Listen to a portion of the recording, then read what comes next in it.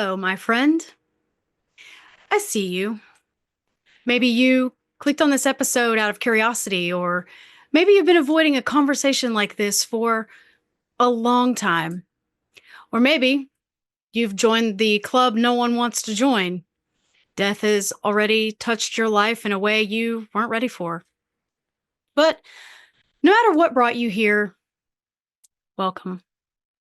I'm Alexis Hughes, and this is Without Fear, Life, Death, and Everything in Between. This is a space where we talk about life's final chapter, not with dread or with avoidance, but with open hearts and open minds. So let's kick it off and get right into it. Let me ask you something. When was the last time you really thought about death? Not in a passing way, in an abstract, someday it'll happen to me way, but truly sat with the reality of it. One day, you'll die. What does your own mortality mean to you? Let's sit with that for a moment. What are you afraid of when it comes to death? Is it the fear of what happens next? Is it the great unknown? The fact that no matter what we believe, there's no absolute certainty about what comes after. Maybe it's the process itself, the pain, the loss of control, the sense of slipping away. Maybe it's about who we leave behind, the thought of our children growing up without us, our partners navigating this life alone, our friendships, our relationships, everything dissolving into a memory. And that's the thing about death. It's both deeply personal and profoundly communal. And yet, we don't talk about it. In a 2021 survey by Chapman University, over 68% of Americans said they were afraid of their own death. Yet, only 32% had openly discussed their end of life wishes with their loved ones. Think about that. Nearly 7 out of 10 people fear dying. Valid. But fewer than 1 in 3 have ever talked about it, much less made their final arrangements. So why do we fear something that is absolutely inevitable, but we avoid preparing for it? I once worked with a man, and we'll call him James, who was diagnosed with terminal cancer. He was in his 40s, like myself. Husband, father, had a great career, strong body, full life. And he fought it. Not just the illness, right? Because everyone fights cancer. It's kind of the thing you do. He fought the very idea of dying. He kept saying, I'm not ready. But death doesn't work on our schedule, and eventually his body said otherwise. And I'll never forget the moment he finally accepted it. It wasn't a dramatic movie-like realization. No cameras zoomed in and no soulful music played in the background. It wasn't some big speech or a sudden transformation. It was quiet. We were sitting together one evening and he looked out the window and just sighed. And he said, I get it now. It's time. From that moment, everything changed. Instead of spending his final weeks resisting the inevitable, he embraced the time that he had left. Wrote letters to his children, the kind they could open at different moments and milestones in their lives. He made a playlist for his wife, full of songs that meant something to them, songs she could play when she missed him. He planned his own funeral because he wanted it to feel like a celebration and not a tragedy or a loss. He didn't want anybody to stand around being awkwardly sad. James didn't die too soon. He died exactly when he was meant to. But the peace that he found, well, that only came when he stopped fighting death and started embracing the life that he had left. Grief isn't just about loss. It's about unfinished business. The things unsaid, the fights unresolved, the times we didn't show up in the way that we wish we had. Grief is heavy. They don't call it emotional baggage for no reason. If we're not careful, it becomes something we carry forever. In a 2018 study published in the Journal of Palliative Medicine, 72% of hospice patients expressed regret about something in their life. Top three: not expressing love enough, not making amends with people that they had wronged, and not fully living the life that they had wanted. One of the hardest things about death isn't just the loss, it's the grief.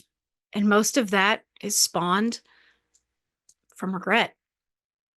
The things unsaid, people you didn't tell off, the stuff you wish you had done. They don't call it a bucket list for no reason, because when you kick the bucket, you can't finish the list. Grief is heavy, and if we're not careful, it drags us down. So let me ask you this. If you knew you had 1 week left to live, what would you do? It's like I joke around with clients who kind of hesitate in telling me those things. I said, if you knew you were dying at midnight tonight, who would be the first person you would punch in the mouth? And of course they laugh, and then someone immediately comes to mind, and we can go from there. But seriously, would you spend more time with your family? Would you call the people you haven't spoken to in years? Would you finally say all the things that you've been holding back? Now ask yourself this. Why aren't you doing those things right now? What are you waiting for? Let me tell you another story. I once sat with a woman, I'll call her Mary. She was in her late 70s and she was dying of congestive heart failure. She knew it was coming and she wasn't afraid of death itself. We'd had a lot of conversations about it. She was counting the days to be back in her able body in the kingdom of heaven, right hand of Jesus, hanging out with all of her friends. What was she afraid of, though? Was dying with regret. She had been estranged from her sister for about 30 years. Stupid argument, something about money and family dynamics. It had been so long that she barely remembered what they even fought about, as it goes. But the grudge had lasted a lifetime. But now here she was, dying, realizing she might leave this world without ever making things right. So we sat down and we made a phone call. And her sister, who had been just as stubborn, just as hurt, picked up. And within minutes, a decade of silence unraveled. They cried, they laughed, they said everything they needed to say. Mary died 2 weeks later, but she died lighter. What burdens are you carrying that aren't meant for you? What grudges are you keeping that will outlive you? I once knew a hospice nurse. For those of you that don't know, I came through hospice into death work. And she was someone who had sat at hundreds of deathbeds, comforting strangers in their final hours. She was the kind of person that you'd want by your side. Warm, patient, reassuring. But one day she confided to me that she'd been avoiding her own mom. They had a complicated relationship full of old wounds and resentment. But when her mother was dying, she hesitated. She waited too long to visit. And when she finally did, her mother was unconscious. She held her hand and whispered words of apology. But the conversation she had been putting off for decades never happened. And she told me later, I should have known better. You hear frequently on bedside and during hospice that they can hear you. And they can. Science shows that hearing is one of the last senses to leave the body. But it's not a conversation. You might get those I'm sorries and those final words out, but it's not a conversation. Don't wait. We avoid talking about death, and then it happens, and we're completely unprepared. You know what happened in 2020? Of course you do. The pandemic happened. But do you know what else happened? A mass reckoning with death. COVID-19 put death in front of us in a way that we hadn't seen in generations. Since the Spanish flu in the early 1900s, people were dying in hospitals without their families. Funerals were held over Zoom. We lost over 7 million people worldwide. And yet, we weren't ready. How many of those people had end-of-life plans? How many had advance directives, wills, conversations with their families about what they wanted? Very few. Because our society has conditioned us to avoid death, to pretend it isn't coming. And when it does, we scramble, we panic, we make choices in crisis instead of with intention. The problem isn't that death happens, it's that we don't prepare for it. We're going to take a break. When we come back, I want to talk more about the pandemic, how that meant death to all of us worldwide, what we can do about it, and further living with no regrets.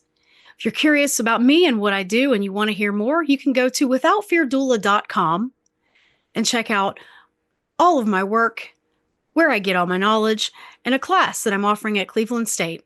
6-week class about how to be a death doula. So if you're into what I do and you want to do it too, withoutfeardoula.com.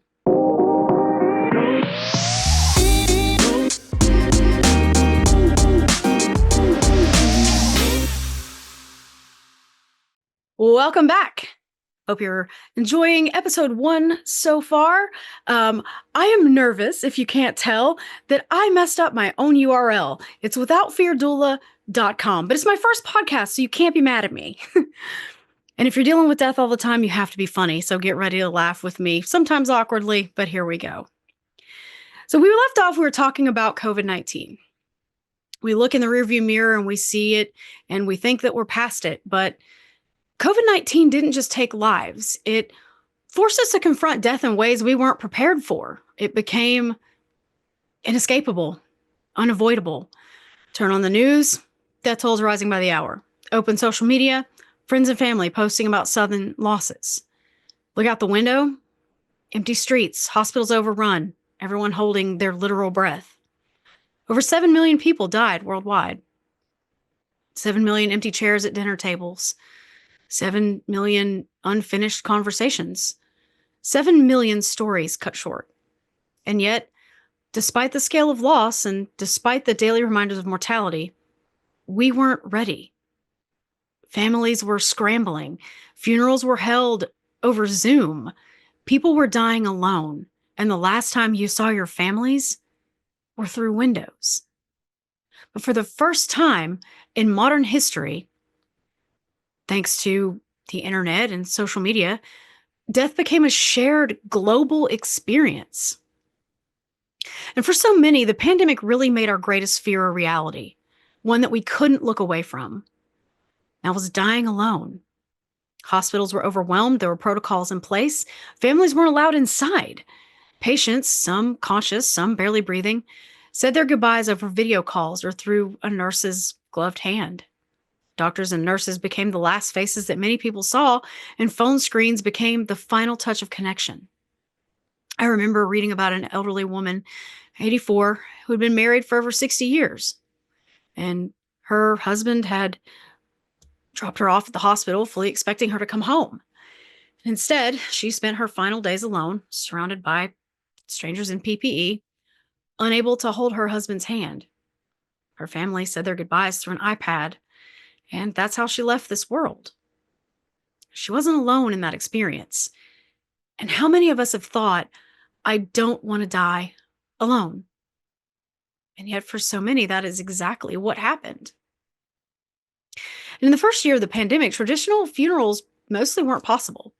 Instead of gathering to grieve together, families stared at pixelated images on Zoom, trying to find closure through a screen. People weren't able to hug. They couldn't share their stories in person. There were no hands to hold. For many, the funeral, the ritual of saying goodbye, never happened at all. In the US alone, over 200,000 people were buried or cremated without their families present. Think about that. Hundreds of thousands of people, and no one there to see them off. A son grieving his mother, with only a priest and a nurse beside the casket. A daughter mourning her father while isolated in her apartment, lighting a candle alone. A spouse staring at an empty hospital bed, unable to even say I love you one last time. It robbed people of closure. And that's something that lingers because grief is meant to be shared. It takes a village, doesn't just mean for a child. It takes a village always for everything. We're meant to gather and hold each other up, to tell stories, to cry together. And now, years later, people are still carrying unresolved grief from that time. It wasn't just a personal loss, it was everybody's lost. We lost entire generations of elders, the storytellers, the wisdom keepers, the people who carried family histories. We lost frontline workers, community leaders, teachers, artists, healers. And for many, life never really went back to normal. Spoken to people who say they still feel like they're living in a fog and that the world is forever changed. And it is. But the world moved on and their grief didn't. And here's the thing. When grief doesn't get acknowledged, it doesn't disappear. It festers. It turns into exhaustion, depression, anger, anxiety, hatred. It turns into pain. It should have made us more open, more willing to have these conversations. But did it? No. Most of us still haven't had the most basic conversations with our families about what we want at the end of life. A 2022 survey found that only 37% of Americans have written down their final wishes. Less than half have had an open discussion with their families about what they want. 25% of people over 50 have no will, no advance directive, and no end-of-life plan at all. We watched entire families crumble under the weight of unprepared loss, and yet we still push it away, and we still tell ourselves, think about it later. If there's one thing I want to show you, it's this. Death does not wait for you to be ready. It doesn't wait for convenient time. It doesn't wait for the right moment. It doesn't care if you're uncomfortable talking about it. And when we avoid these conversations, it doesn't stop death. It just makes it harder for the people you leave behind. And if you don't talk about your final wishes, your family has to guess. Let me tell you, guessing is the worst thing to do while grieving. I'll tell you really quickly about the Morrison family. Their father, John, kind of man who always took care of everything. He worked hard, paid the bills, fixed things around the house. He was the provider, the rock, steady force in their lives. When John had a sudden heart attack at 67, though, everything changed. His wife, Carol, and their two children, Amy and Mark, were left completely unprepared. John had never discussed his final wishes, not once. It started in the hospital. Carol was in shock. One moment, her husband had been sitting in his favorite chair drinking coffee. The next, he was gone. When the doctor said, would he want to be resuscitated if it happened again, she froze. Would he? She had no idea. Children tried to help, but the truth was, none of them knew what John would have wanted. They were forced to make those decisions in the middle of their grief, second-guessing themselves every step of the way. Cremation or burial? Carol assumed John would have wanted to be buried. He was traditional. But Mark remembered his dad once saying, I don't want to take up space in the ground. Did it mean that he wanted cremation? Amy was adamant that he should have a traditional funeral, that dad always respected tradition. Mark disagreed. They went back and forth, back and forth, back and forth for days, fighting over what their father would have wanted. Their grief turned into resentment. Carol was exhausted. overwhelmed, emotionally drained. Every time she tried to make a decision, she worried, what if I get it wrong? Mark became frustrated, pulled away from the family. Amy felt like she was carrying all the responsibility of planning. Carol, caught between her children, felt like she was failing them both. A time that should have been honoring John's life was filled with arguments, uncertainty, and tension. 3 days before the funeral, Carol found an old journal in John's desk drawer. Inside was a single note he had written, dated years before. And I quote, "If anything happens to me, don't make a big fuss. Keep it simple. I want to be cremated and scattered somewhere beautiful." That was it. And that's why these conversations matter. A family torn apart by indecision and grief could have been saved all of that. What you can do today is I want you to think about this story. Do your loved ones know your wishes? Have you ever had an open conversation about, do you want to be buried or cremated? There's other options. What kind of funeral or memorial do you want? Do you want aggressive medical treatment at the end of life, or would you prefer comfort care? If you can't make decisions for yourself, who do you want to speak for you? These conversations can be uncomfortable, but they're a gift to the people we love. We can't control death, but we can control how much suffering we leave behind. So where do I come in? As a death doula, my job isn't to stop death. It's not even to soften it. It's to make space for it. I sit with the dying so they're not alone. I help families navigate grief before it happens. I teach people how to say goodbye before they have to. And I help people die intentionally. Sometimes I help the living too. Because sometimes the person who needs a death doula isn't the one dying. Sometimes it's the son who didn't get along with his father, the friend who doesn't know how to say goodbye. I'm there for all of that. So why did I start this podcast? Because we need to have these conversations. This isn't just a place to learn about death. It's a place to learn about life. Future episodes will talk about how different cultures approach death, the myths and fears around death, how to prepare for your own death, not just practically, but emotionally. Death isn't the enemy, isn't a thief. It's a teacher. The more we talk about it, the more we live. If this episode resonated with you, please subscribe, share, and leave a review. Check me out at withoutfeardoula.com. And remember, you don't have to fear death. Not anymore.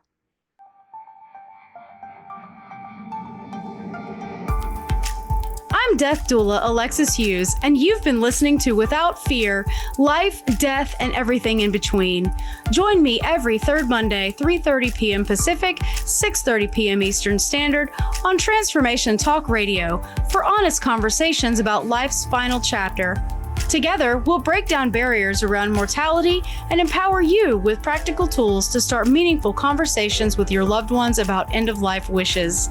To learn more about end-of-life support and my work as a death doula, visit withoutfeardoula.com. Thanks for listening.